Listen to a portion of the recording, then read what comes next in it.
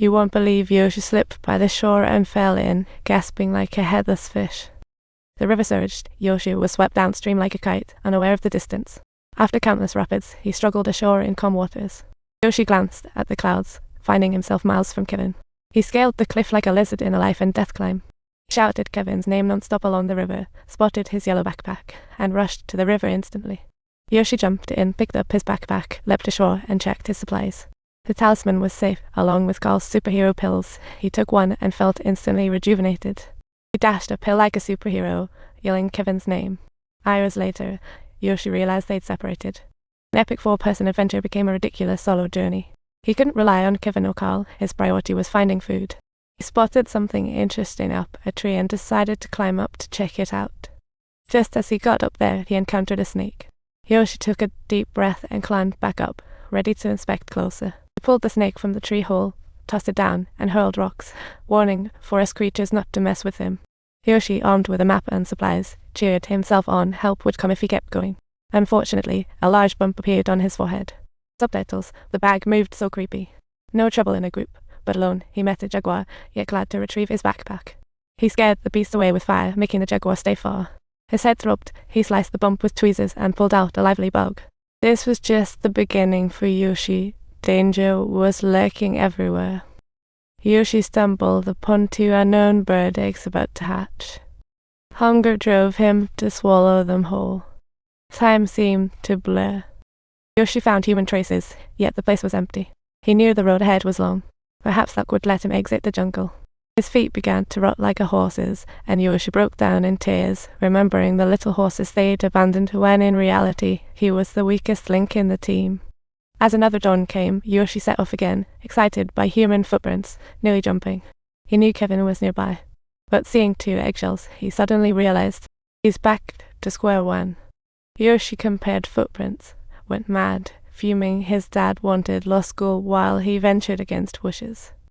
He had told his mom he'd only be gone for a year, yet here he was, lost in the jungle, completely out of the initial and subtitles. The downpour struck suddenly. As Carl said, the river's your best friend. He must find it and keep going. After the storm, Yossi sought shelter at a hill's foot. In his dream, he returned to Las Vegas, feasting. Just as good things were about to come, torrential rain descended like a flood, nearly drowning his dream feast. The rain stopped. A father-son pair walked by the river and spotted sleeping Kevin a moment to celebrate. It took Kevin back to town, and he rushed to the police station for help, determined to find the missing Yossi. A day later, Yossi was happily sipping bottled water when suddenly a plane flew overhead. He quickly jumped up, waving his red feather cloak, praying it would help him get The dense jungle was no good hiding place. The plane couldn't find him. Hope faded, and Yossi shouted in despair.